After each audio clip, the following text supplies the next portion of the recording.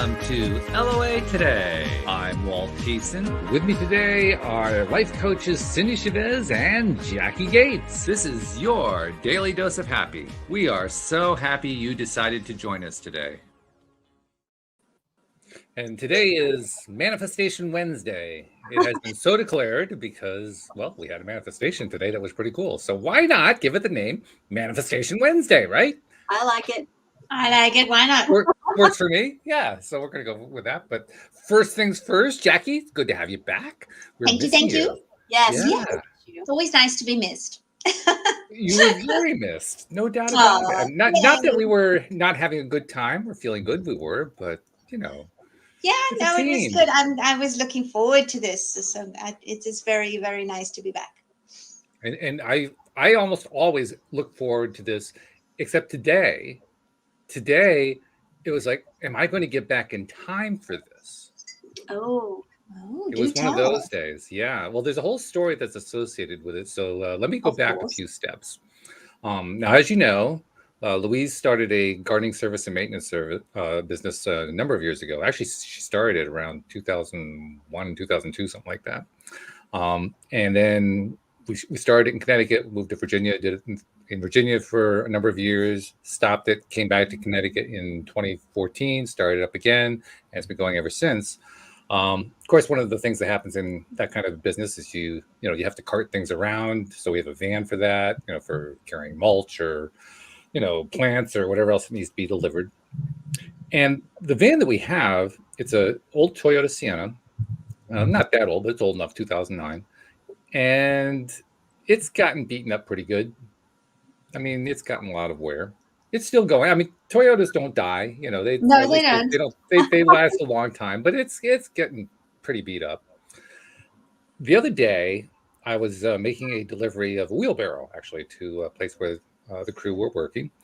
And on my way back, I just had this feeling that there was something not right with the car. I couldn't have put my finger on it, but it just didn't feel right. And I got about a mile and a half from home and came to a place where there was a stop sign, and then I had to go up a hill, a pretty steep hill. I started up the hill and the car lurched. The van lurched, and then I let up and I hit the accelerator again and started to go up, but the accelerator was going, but the van wasn't moving really good. And I said, uh-oh, that feels like a clutch. Well, I got home easily enough. Fortunately, the auto repair we have is 1 mile down the road. This is not a real long distance, right? So I knew we were going to be able to take it there pretty easily. So actually, I didn't even go home. I just drove right to the place and dropped the van off and said, you got to look at this and figure out what's going on with this. Well, when the pandemic began, we actually had 2 cars before the pandemic. The other car was a lease, and the lease ended in January 2020, just before the pandemic. And we made the decision, we're not going to renew right now.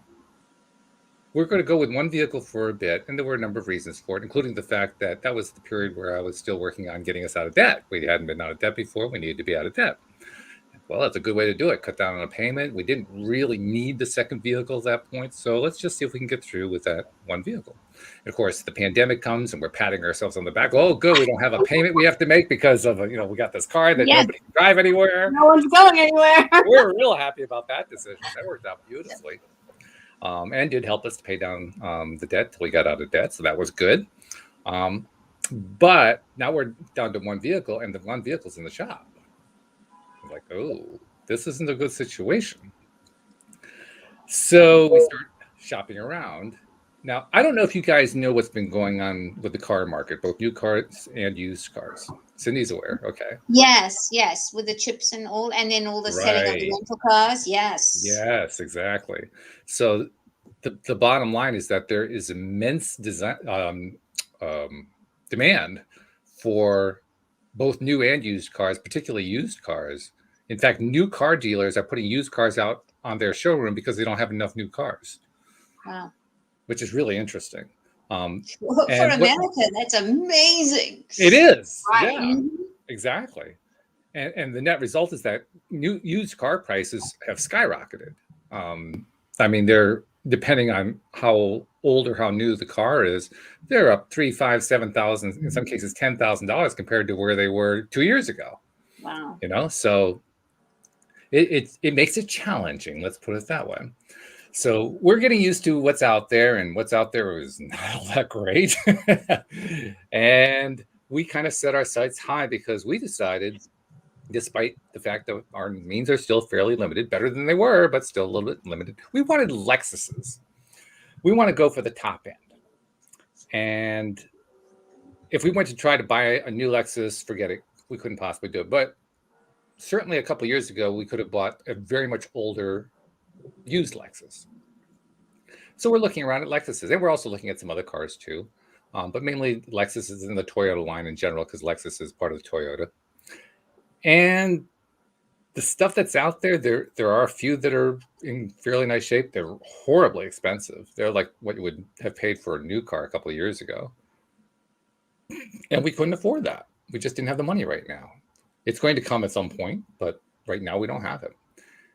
And it got to the point where yesterday we went to see a Lexus at it wasn't like a Lexus dealership or that kind of thing. It was one of these third-party used car dealerships. And this car was a wreck. I mean, it had been badly trashed. It had been keyed, all this other stuff. And like, oh, geez, this is not a good thing at all. And that was like the best we were finding. Wow. So last night, Louise and I got home and we're kind of dejected. We look at each other and we say, okay, we got to manifest something better than this. So we put our minds to it. What is it that we want? We started focusing in on it. We started getting excited about what it was we wanted. We decided, yeah, we want the Lexus because Lexuses, they last forever. I mean, they just, it doesn't even matter so much if they're high mileage. They'll last, 200, 300, 400, 500,000 miles in some cases. So, the mileage almost doesn't matter. I mean, it does. We always calculate it as if it does matter, but still, you can get a lot of life out of one of these cars. And we were looking at the RX, which is an SUV. So we put it out there what we needed and what we wanted and went to bed. Got up this morning. Louise does what she's been doing for the last few days, going through, finding what she can find online and so forth. And she stumbles upon this one in East Haven, Connecticut, which is approximately a 50-minute trip from here. And it's an old one. It's a 2007. And it's got 65,000 miles on it. What? This is a 14-year-old car with 65,000 miles on it. That sounds like our cars, but yes. And it's immaculate. Oh, wow. Absolutely. When we drove up to the dealership, first of all, we had to put money down to hold it because there were like a line of people wanting to buy this car. So we put $1,000 down with our credit card so we could drive the 50 minutes and get there in time to actually look at the car.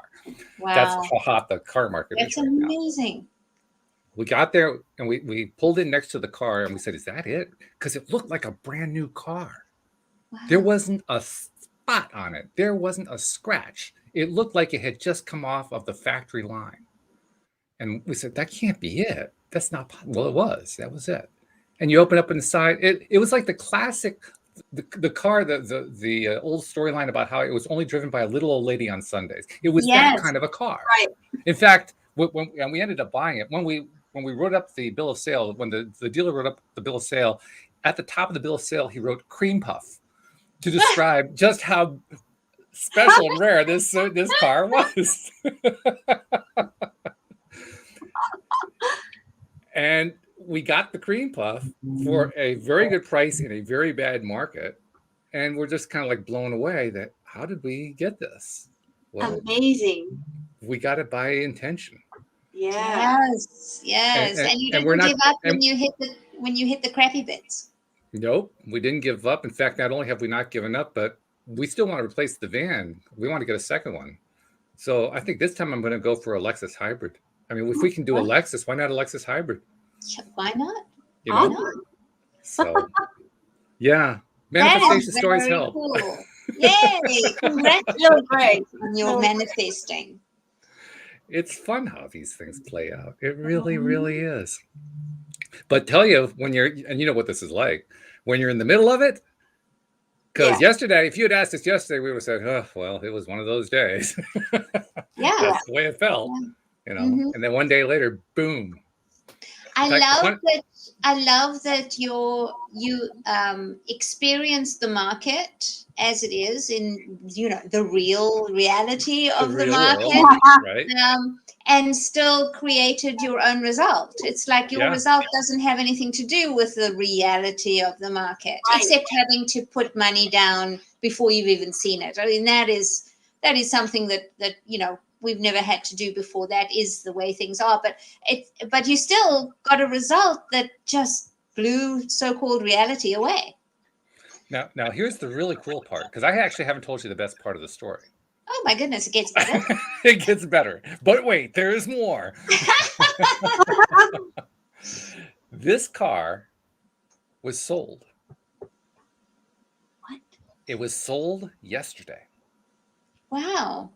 To a guy who it turned out couldn't get the financing.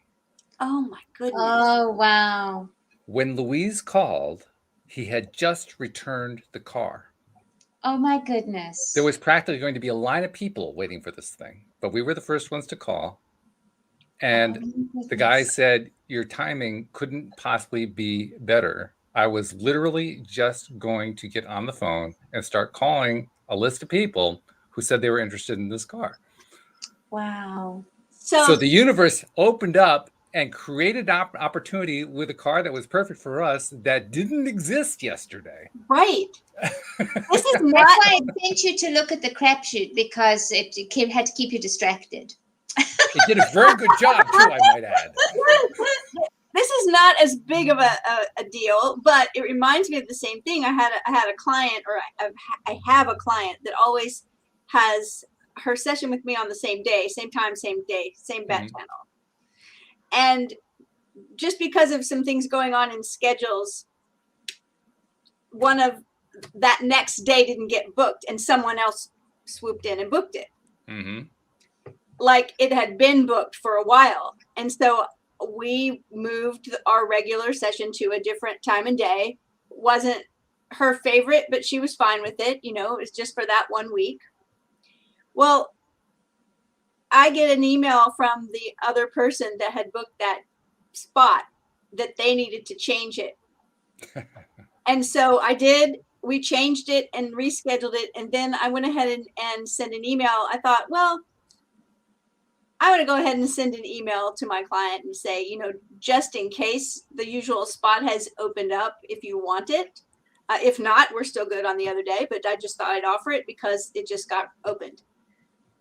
I get this email back. Yes, I want it. And let me just tell you. And then there was a list of amazing things that had happened for her that day, right? So she was on fire, manifesting amazing things. And I said, oh, you did this. Yeah. Right? So I'm imagining that as you and Louise were like getting all excited about what you really wanted, and you said, right, then you went to bed. I'm thinking of Neville, it's like you get that idea really strong in your energy and in your aura, and then you go to sleep. And then the bank's saying, oh, no, we can't do this for the other person. It's almost like sad, right? Well, it was sad for a minute, actually, because when Louise talked to the guy, the way he started was by saying, well, that car was sold. And she said, oh, no. Oh. But he couldn't qualify for the financing. What? Yay! Amazing. Yes. That's so much fun. I have a friend that I've probably talked about her before, but she and her husband flip houses. And they've flipped like, 30 houses in 30 years kind of thing. I mean, they're just always... And, one of the things that she always says, that they always say, when they're in that space of time where they've finished a house and sold it and they need to find another one, right? And it needs to be one that needs to have work done and is at a good price where they can make a profit. Right. So it's like, and it needs to be, it's got all these parameters that it has to be the right one. And sometimes, when the market's great, it's easy, but sometimes when the market's like our car market is right now, it's not so easy. And she always says, well, we only need one. I love that. Yeah. But like it's easy to say, oh my gosh, there are hardly any cars out there, but you don't need 100 cars. You just need one car. And that's true. You just swooped in and there it was for you. This is such a great story. It's getting me excited. And you say that we swooped in. It was almost like the universe swooped in on us. Yes, that's exactly it. Yeah. The universe made it available for you to swoop in and grab it. Right. Right. And we had to jump right in the car. But, you're the one dictating to the universe. I mean, it's not like the universe just sort of pulled a Lexus that you needed and gave it to you.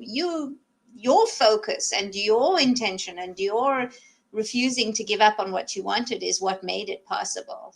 It's the universe responds. It's so good.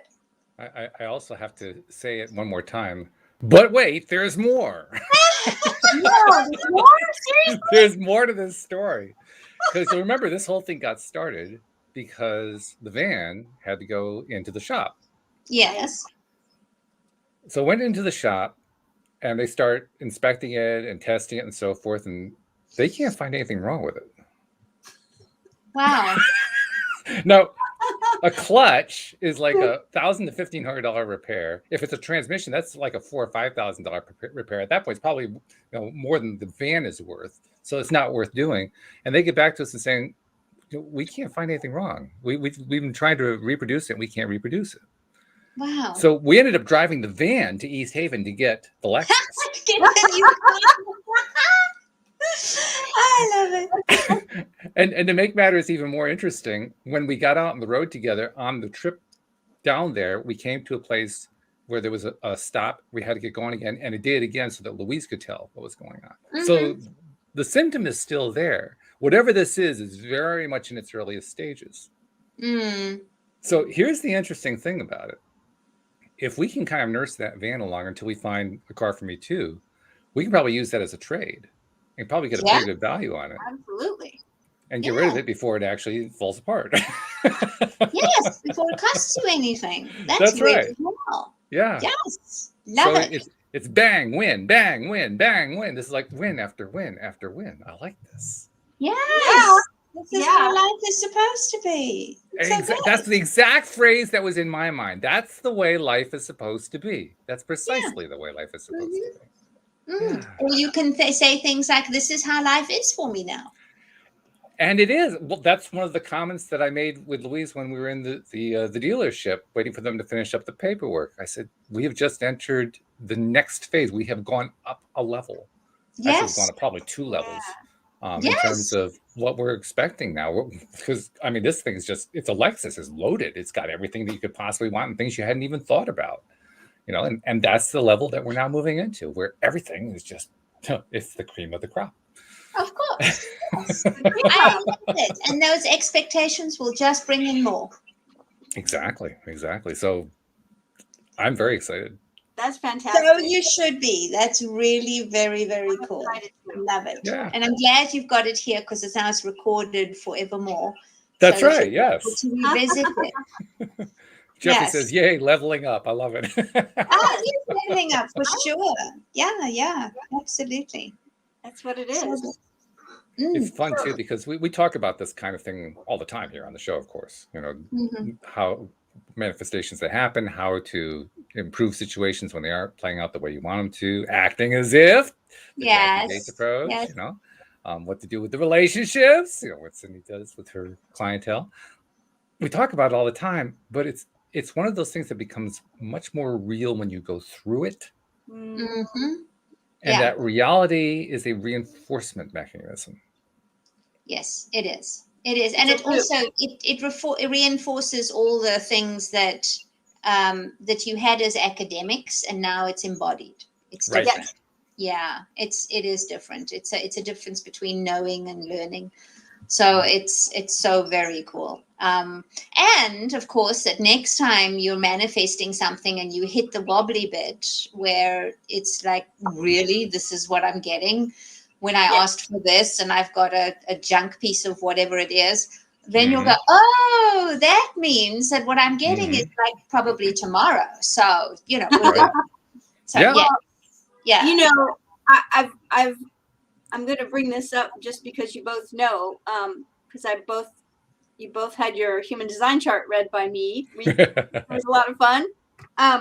But 70% of people are the human design type called generators, or another teacher I know that developed quantum human design calls generators alchemists, which would be Jacqui, and manifesting generators time benders, which would be Walt. And that part of the manifestation cycle for you both is frustration. So like when that frustration comes, it's actually like a signal to you that you're very close. Yeah. I mean, and you can lean on that. You can, because it's part of the process. It really is. So when we judge it, like we judge frustration as bad, then we think we're doing something wrong.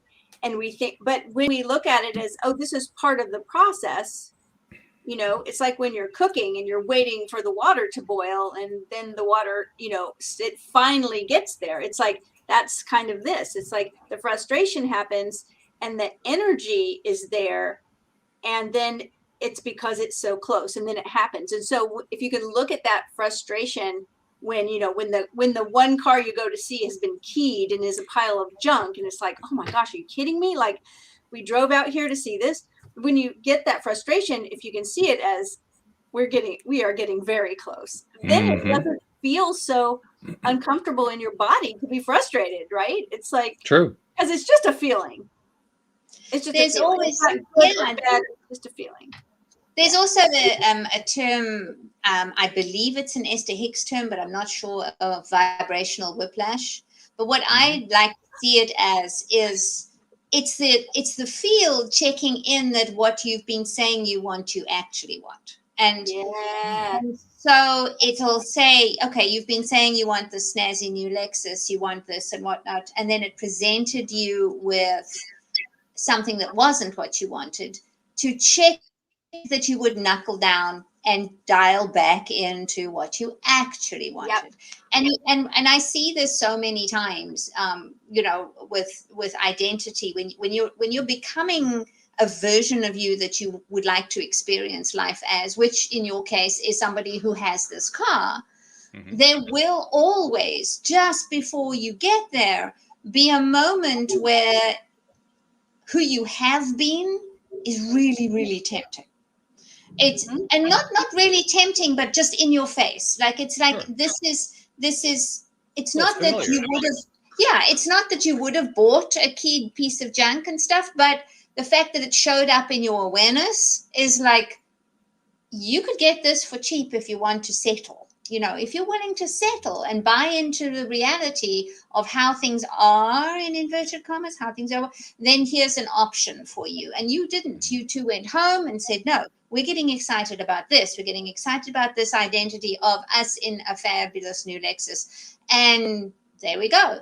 Delivered, right? It's the same thing with people who are trying to shift their eating habits, whether it's for health or weight loss or whatever, you know, or just to eat well. I'm eating for longevity at the moment, which is an entirely different ballgame. But it is an interesting thing that every time I decide that, it's not that I have to keep deciding, but I come up against something in my cupboard, in my pantry, that is residue from how I used to eat. And I've got the choice now of going back to that and finishing that thing, or I can take it downstairs and put it on the giving table. Our building has a giving table where if you've got anything left over for meals or whatever, it's so nice because that's really great.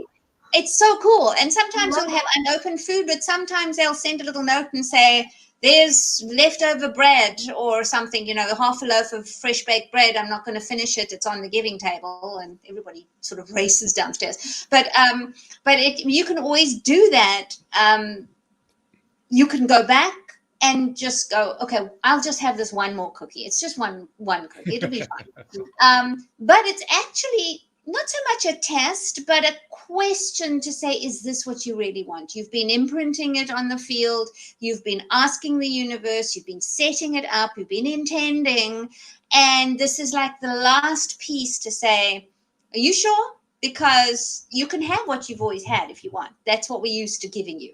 And then it comes back and You go, no, I'm knuckling down. This is what I really, really want. Like Spice Girls, right? What you really, really want. And then the universe goes, okay, and everything else drops away. And now you have the reality you wanted.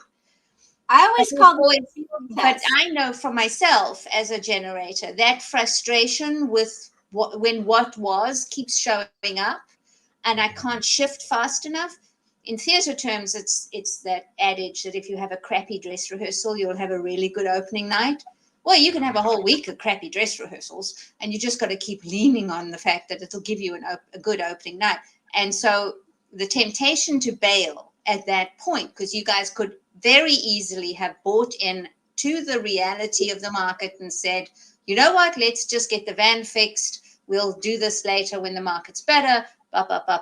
You could have done that, but you didn't. You bought back into the identity that you wanted, which is the owner of a new car, and it ended up delivering far faster than you thought. But nonetheless, because of your reaffirmation of the experience you wanted, not the experience that was being offered to you. It's funny too, because as you say that, the other thing that I was trying to manifest was that the van was going to be okay against all odds. Wow. Yep. I actually have somebody knocking at the door, so I'm going to ask you guys to chat for a minute, and I'll be right back with you. All right. Jacqui, I think you used the term whiplash. Vibrational whiplash, yes. Vibrational whiplash. I have never heard that before, but I always, something I noticed in the first, especially when I started coaching other people, is that anytime someone makes a very strong declaration, it's usually not a wishy-washy, I think I'm going to do this, or hey, let's go think about, hey, let's go have fun and look at cars today. It's not that. It's like, we are going to do this. It's a strong declaration. Something often happens that I call a field test. Mm-hmm. That's the same kind of thing. It's not a pass or fail. No, that's the thing I always make sure my clients understand is this is not a pass or fail test. We judge so hard. We judge ourselves so hard about whether we're doing it right or doing it wrong, right? It's not a pass or fail test. It's a litmus test. It's just a test to check in and see, is this what you really want? Yes. So many times I hear, someone will decide they're going to change careers because nothing's happening in the career they have. And then as soon as they make that decision, not consideration, but a decision, all of a sudden some, job opens up in that same field they're already in, the one they were going to leave. Right? Yes. And it's not terrible if you decide, oh, thank goodness this opened up. I think I really do want to go for this. It's fine. But it is a litmus test to tell you where you're at.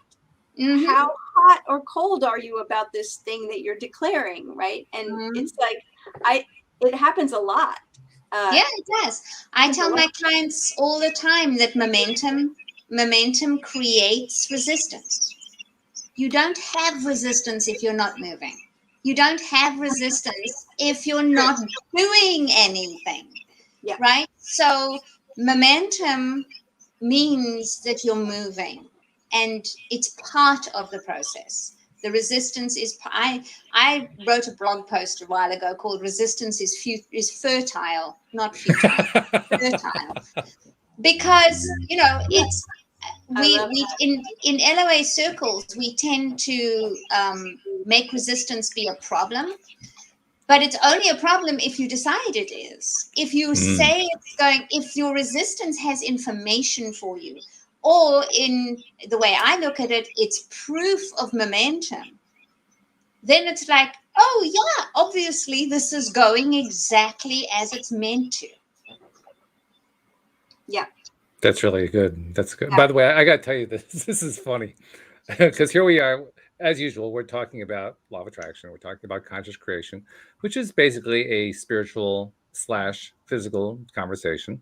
And in the midst of it, I get a knock on the door, which I just went to answer. And it was two representatives of the Church of Latter-day Saints, Mormons, there to talk to me about religion and spirituality. I said, well, it's funny that you're here. I'm actually doing a podcast right now on law of attraction and spirituality. I have such a good story about Mormons. Oh, my Lord.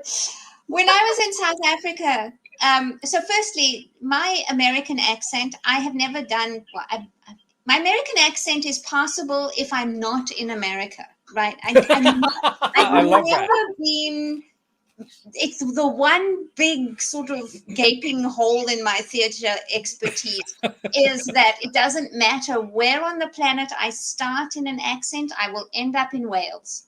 And it's just, because my grandparents were Welsh and my mother is Welsh. And so I start sounding like this, and my accent is perfect if I'm going to be from Wales. But you can't speak like that when you're doing Annie, which is the show I was looking for, right? And I had decided I was going to play Grace. I really wanted all the glamour. My friend was probably going to play Miss Hannigan anyway, but I did audition for it, but I really wanted to play Grace. And I knew I had to have an American accent. So I thought, I can practice. And I was watching CNN, and my daughter had Disney record things. I don't know if you remember them. They came out in stories with a book, with a 7 single or a cassette tape, right? I'm really dating myself here. So I would listen to this and listen to how they would say it. But, how they're saying the story and how I want, when I read my script, it wasn't kind of gelling. And I thought, I really need an American to read this to me. And it would be so cool if it wasn't a South African with an American accent at their disposal. It'd be so cool if I had an American just like to hand, right? I'm in the arse end of South Africa here. And so I go off to school, fetch the kids, and I get back, and I remember I'm making peanut butter sandwiches for the kids, and I thought, geez, this is really American. And I'm doing that, and there's a knock on the door, and there are 2 gorgeous Mormon guys with full-on American accents. I'll talk to you a minute. And I went, you can stay for the afternoon. As long as you'll read the script to me. I got not 1 but 2. And he said, we want to read with you from our book. And I said, it's funny, I have a book I want you to read to me too. They were so kind and so sweet. And it was like they sat for most of the afternoon. I gave them orange juice and some peanut butter sandwiches. And we got into philosophical discussion, but I kept trying to get them to read my script. Could you just say the sentence to me, please? Love it so much. I had forgotten what a fabulous manifesting story that was, but yeah, I got not 1 but 2 bona fide Americans on my door. In South Africa. In South Africa, yes. And I nailed the audition and I got my role, and I didn't sound like I came from Wales. It was so good. But yeah, it was really, they must have thought I was as weird as anything. And I remember him saying, we'd like to read to you from a book. And I said, I have a book I need you to read to me. And he looks at me. Now I'm so tempted that if they ever come here, I'll be like, okay, no, I want you to read my book. My book. Yes, absolutely. Oh my God, funny. But yeah, they were so kind and so sweet about it, and I'm sure I wasn't at all their target market, but it was very kind of them, and I think fondly of all of them for doing what they do. Wonderful. But yeah, so fun. So it's yes, really fun how you manifested those Americans at your door, right? I know, right? And we're coming to read you anyway. Yeah, and it wasn't even a South African pretending to be American. They were bona fide Americans. I don't remember what the accent was, but I remember one of them didn't sound like CNN. Because in South Africa, I always thought everybody sounded like.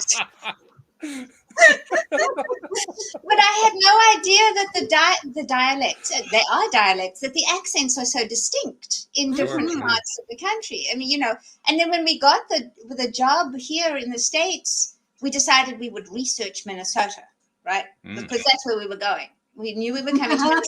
We're going to research Minnesota, understanding that it's like 90 degrees in the shade in South Africa at the time. And we watched the movie. We watched the movie Fargo. Oh yeah. And there's like 90 feet of snow. Yes. And we're watching the scene where Frances McDermott gets dressed to go outside.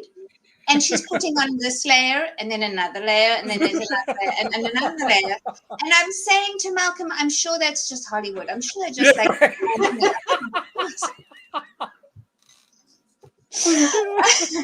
Well, yes. That accent, right? Yeah, and then we got here and, well, you know, we get here and we fly into Miami and it's May. So we got 6 hours in Miami. We should go out and see. So we drop our luggage off at this luggage place that you can. And there's a gorgeous dreadlocked guy. And he says, where are you going to end up? And I said, Minnesota. And he said, on purpose? So there was that. And then we walk outside the airport and it's like 4,000 degrees and you can swim through the air. And we just did a circle around the circular door and came back in again. And we get to Minnesota and our first time we stop at, I can't remember what the place is called. Is it Denny's? Anyway, it's a breakfast and pie place. Denny's, and our waitress sounded like she'd come from the movie Fargo. You betcha, everywhere. And I was like in absolute heaven. Oh my God. But I still don't have an American accent. I did try once when I wanted to audition for a show. And I tried it with my friend at Barnes & Noble. And she said, stop. You sound like you had a stroke. So I never did it again. So I only ever do, in case anybody wants me to audition, I only ever do English farces. One day I will learn. So yeah, but it is. One day we're gonna make you come on the show and only use your American accent. Oh God! Oh. And yet, you know, when my dad was around a year or two ago, I phoned and he said, "Jacqueline, you sound more like a Yank every day." He says. Ooh. And I was like, Dad, you don't understand. Nobody thinks I'm a Yank over here. So it was even funnier because I'd spent 8 years in the South at the time. But he knows, as far as he was concerned, everybody in America is a Yank, right? You obviously was types. Yes, right. But it's that thing, you know, you don't know a country till you live in it. But the manifesting stories, I think when you can either have that really light touch, like I did with couldn't you just drop a couple of Americans on my doorstep type thing? I love that part. Yeah, not attached. Or when things get wobbly and frustrated, you reattach, like you reconnect and you reaffirm and you dial back in to what you actually want. It's the middle ground where you're neither one nor the other. That's when things don't happen. But because you're not attached and you're not averse. So, you know. Right. Yeah. You have to hold it lightly and recognize, okay, no, this isn't the thing. We're not going to buy the junky keyed Lexus. Okay, next. Yeah. Instead of, we're also not going to all this out here. We don't want that. We don't want that. You know, that's attachment, aversion. They're both resistance. Do you guys ever get something like this is what I get on an occasion where I'm not getting what I'm asking for. In fact, usually it's when I'm getting exactly the opposite of what it is that I really want. And I'm also very passionate about it. Excuse me. So, and that doesn't happen very often. We're talking like once every 3 or 4 years. It's a pretty rare event when it happens. Last time I think it happened was when Louise got sick. And the reaction is basically to get so furious that I become like determined to the 10,000th degree that no, it's not going to be that way. That's the manifesting generator, because is that what that is? You've got two reactions when you're not, in your strategy. One of them is frustration, like Jacqui, because you're both generators. That's a generator thing. But you're a subset. You're a manifesting generator. So you get the anger that comes with the manifestors. So lucky me. Lucky you. But hey, what that means, is that you've got that motor to the throat. Here's a saying. If human design was a game, the way you would win it was you would find yourself a motor to the throat. You have that. And that means because everything that manifests has to be spoken, but it has to have that engine to drive it. So Jacqui and I discovered this morning, or I discovered, and I immediately said, Jacqui, guess what? Because we work together a lot. And our charts combined with the two of us, when you put us together, we have a motor to the throat, but we don't have it by ourselves. Either one of us. I got to throw a question up from Jeffrey. First of all, Jeffrey has been like one thing after another. Yay, fertilizer. Yay, spiritual secrets. Yay, whales in South Africa. Yay, Grace. Yay, I love this story. Yay. I mean, just like one thing after another. But he threw up a question. We love you, Jeff. Got to throw this up here. He says, Cindy, does this apply to human romantic relationships? Yeah, it does. You complete me is not a myth. Right. There, because of the way there are gates and channels in the human design chart, when you are a couple, whether it's romantic or not, right? Whether it's work or like Jacqui and I, co-workers or colleagues, or the three of us on the podcast together, anytime our energies are connecting, some of those channels start to, the puzzle pieces all fit together. And I think it's so amazing that in this system that humanity was designed this way, like to work together, like we've got to work together. We've all been saying it, right? Especially since we've gone through this, or are still going through this global pandemic and all the political, division. We've been saying, no, we have to fix this together. Like, we can't all fix it all separately, right? It's like we have to connect. We have to let go of the ego long enough to start connecting together. And this is like a picture of that in the, it's so clear when you see it on the chart like that. It's like, oh my goodness, wow. So yeah, Jeffrey, yes, it absolutely applies. Like that's one of the things I've been doing just in the past week is doing composite charts of couples. And like I said, I did one for Jacqui and I because we work together. So it was like, I wonder, because we were talking about you, Walt. We were talking about you behind your back yesterday. We were talking about Walt. I knew somebody was. I knew we were like, Walt's got that motor to the throat. He could just like speak it. It's like, we need that. And then I looked at our chart. I couldn't sleep. And I looked at it like last night. I was like, oh my goodness. Send Jacqui a text, right? It's like, guess what we have? So it's but as I do want to say that as with any design, this doesn't mean that because your human design chart doesn't link up that your relationship is doomed. Please don't do it. No, like, I see that with feng shui a lot because I talk about nesting. It's like my bathroom's in the wealth section. I will never be rich. And it's like, no, it is a plan. It's a strategy. And at the end of the day, you create your reality. You are a deliberate creator. You get to work with this. The information is useful and it doesn't dictate. It only influences. It does not dictate. At the end of the day, you are in charge. Just like astrology, just like any system, it's like you have to make the intention that you're going to find out some information. And then how can you use it? How can you leverage it? How can you leverage it, right? That's the main thing. And there's always a way to leverage it. And so agreed. Absolutely agreed. Yeah. That's very cool. I like that. Especially considering that when Louise and I met and married at our wedding, there was a guest who shall remain nameless, who was overheard by me saying that they didn't think that this marriage was going to work. Someone said this at your wedding? At our wedding. I had that too. Yeah. Somebody rolled their eyes and said, oh, it's going to be 6 months. Yeah. It's not going to last long at all. Yeah. It was just going to fall apart. Yeah.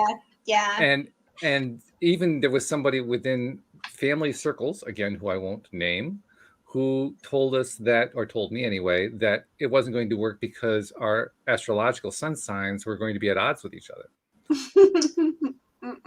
And that we'd just be constantly butting heads and fighting and all this other kind of stuff.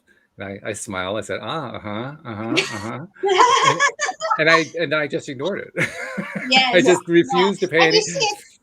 What's so annoying about that is that you could have, after that little piece of information, not paid any attention to astrology at all. because you would have decided it was a crock and that this person didn't know what they were talking about and not paid any attention, right? And so there's a whole actually, that was me. That was me. I mean, I rejected astrology for years. Yeah, well, that's what I'm saying. And there's a whole body of wisdom that because somebody presented it in an unhelpful way, you didn't get to access, right? It's like, I know that feng shui is potent.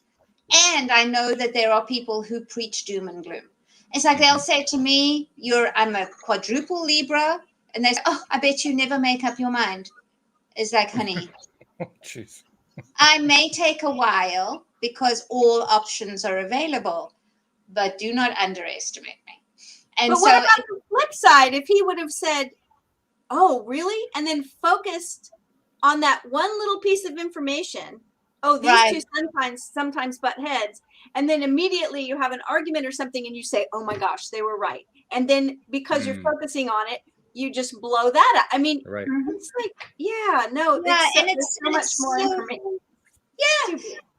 I always talk about do you remember when microwaves became a thing, right? Oh, yeah. I remember buying a microwave and going to lessons at the place that I bought it because it was such a different way of cooking to using a stove, right? I remember this too.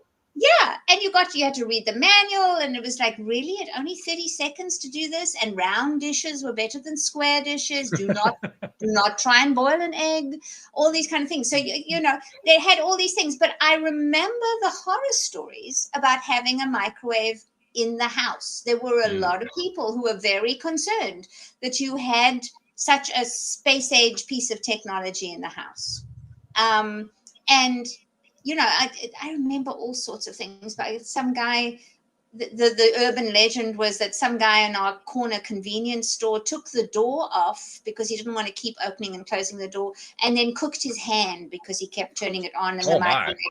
It's like, but this was like, people believed this. And so when I said I was getting a microwave and I've got a newborn, and they're going, oh, you're going to fry your newborn. It's like, yeah, really, that's my plan. So it is, but this new technology is always incurs suspicion.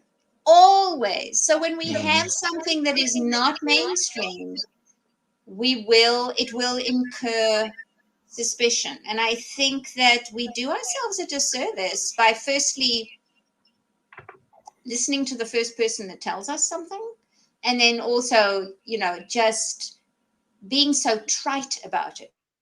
Because at the end of the day, a piece of academics, doesn't matter what it is, it's only as useful as it applies to you. And if it doesn't apply to you, it actually has no use, really. That's a good point. So it's funny, what you're talking about reminds me of something. It reminds me of the television series Downton Abbey. Yes. And the role played by Maggie Smith, the Dowager Countess. My best.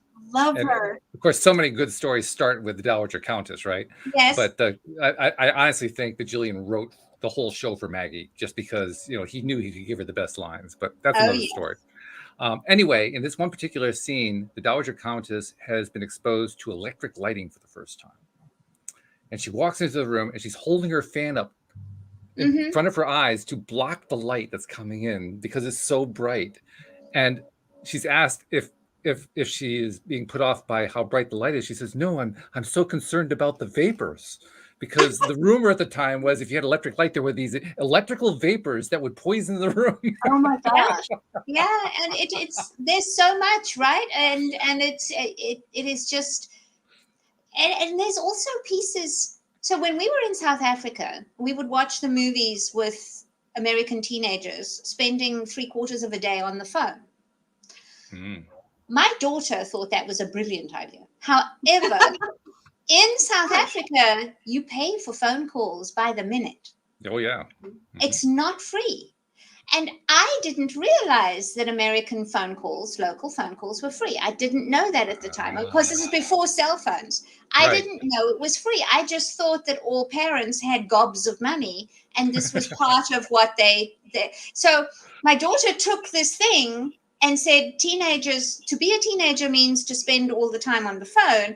And the context is wrong, firstly. And there's a big piece of information missing. So it's so interesting that when when we run our human design, our astrological charts, our identities, our deliberate creations and stuff, we have to remember that it's us. It has to serve us, and it's utterly unique, utterly individual, and totally under our domain to change. No doubt. Yeah. Speaking of relationships, Jeffrey, you threw up another question, and I don't see any way we can possibly do this in 9 minutes, but we'll try anyway. Try. Okay. Does a relationship have to work or just last? Well, it depends what you want from it. That's easy for me. I mean, it has to work. If it works, it'll last. But it doesn't have to work to last, is what I know. Because I know of a lot of marriages where they just hung in there, right? And then, but that is up to you as to what you desire from your relationship. If both people can agree on what they want, then you can make it happen. Right. Regardless of your human design or astrology, or that's the first piece, is that you get to design your relationship.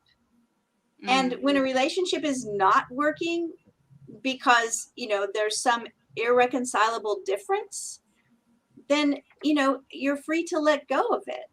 I mean, that's the way I look at it, and the relationships that I have in my life work.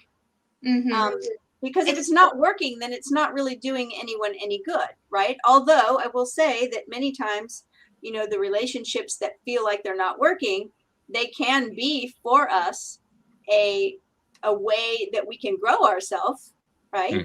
Yep. Because we don't need, we really don't need systems or books or teachers, or, I mean, life will give us everything we need to keep growing. True. Right? It's easier with books and teachers and coaches and information sometimes. Yeah, those are the shortcuts. But yeah. I think I want my relationships to work. So I invest a lot of energy and learning time to get them to work, to contribute in a way where they will work for everybody involved. If it's only working for one of you, it's not working. Yeah, for me, if the relationship doesn't work, then it's not going to last. But I mean, no, for me, it may last. For other people, I disagree with that. I think stay in relationships forever for all kinds of reasons when they're not really working. Yeah, as well because for example, my parents, my natural parents, got married very young. I was born 9 months and 10 days after the wedding, and my grandmother was counting.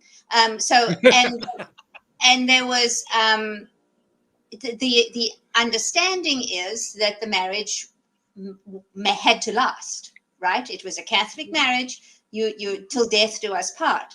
However, my father abandoned us when I was 4, and my grandmother said my mother couldn't divorce him because the marriage had to last, whether it worked or not.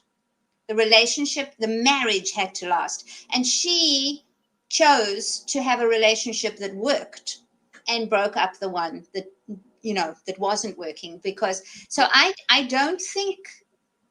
I think you can have a marriage, a relationship that doesn't work, but it does last.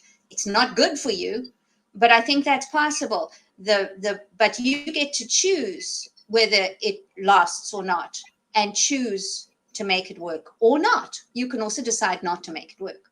And I agree with that. That's really what I was trying to convey when I said for me. Yes. Because in my universe that I create, my own world, I don't put up with a relationship that doesn't work. I'm not interested in it anymore. It's like goodbye. The door's over that way. Go. Yeah. But that wasn't always the case for me. I like relationships that last as long as they work. It's going to last as long as it works. Right. Exactly. And that's the most important part. We're not here for how long it's going to last. We're here for how long it works. I agree completely. I mean, I'm married to my first and only boyfriend. We got engaged on my 18th birthday. Wow. And the first thing I had to prove to everybody was that I wasn't pregnant, because that was the immediate assumption. Yeah, of course. Yeah, when you're that age. And yeah. then I had school friends, because I was married at school, who said, Uh-oh. What happened? And back again. And then but we were committed to making it work, not making it last. There and you it go. has lasted because it worked. That's good. Yeah, that's very important. It's a funny thing too, how people make assumptions about other people's relationships. I know, right? It's so weird. But you know, when you're only just 18 and you've decided to get engaged, and you're the first one in your convent school to ever get engaged in school, the assumptions are all there. But well, the temptation is certainly there. It was really cool, because I went to my first 10-year school reunion. It's the only one I've ever been to, and I saw a school friend, and she said, "Oh, are you married?" And I said, "Yes." She said, "To the same guy?" I think it was so funny. I think it's important to recognize too that if it doesn't work, or if it doesn't last, that there's no shame in that. True. Oh yeah, for sure. Because I know, I was married for 23 years, so my marriage lasted for 23 years. But it wasn't working. Yeah. And when people found out that I was getting divorced, and I've been with my husband now for 10 years, and it works wonderfully. It works in every way, right? But when people found out I was getting divorced from my first husband, they would immediately say, "Oh, I'm so sorry," and that was not good for me to hear. So at some point I just stopped mentioning it to people, because immediately it was like I had a huge failure in my life. What they were projecting onto me. Yeah. And every once in a while, someone would ask me something. I'd say, "Oh no," they'd ask me how my husband was or something. I'd say, "Oh," I say, "we got divorced," and they would say, "Right on, good for you," because they've gone through a divorce and they realize that it's not a bad thing. Yeah. If it doesn't work, and you're moving on, then move on and find something that works. Like, there's no shame in it, right? If you've tried it, didn't work, it's okay. Same with a business. You start a business. If it didn't work, okay, whatever. It's like the Sudbury School, Walt, right? You just it's true. You try it, and if it's not working, then you either decide to make it work and commit to make it work. Here's the thing: it takes two people, and sometimes the other person doesn't want to make it work. Yeah. It's so funny, my mom. After my father disappeared, and it took them so long to find him and get the divorce through. When you ask my mother how long she's been married, she'll say off and on 45 something years. and she says because it was 6 years, and she's not going to just give up on 6 years of her life. She got 2 beautiful children from it. Sure. And she said, don't just dismiss it. So when people say she's been married, on and off 50 years or on and off 45 years or whatever it is. But she always does this on and off pitch, because she says, I want credit for the work that I did in the first time. Sure. I hear you. I might do that too. Yes, I like that. You can totally do that, on and off. Yes. Lots of good things came out of the relationship that wasn't working. That's all I can say. Lots of good things. I wouldn't change anything in my life. All the things that felt like they weren't working, they ended up producing something very valuable. So, if you look at it that way, no resistance. Just if it's not working, either make it work or let go of it. That could be the beginning of the next conversation, actually. Yeah. Yeah, look at that. We did it in 10 minutes. Thank you for a We did. Yeah.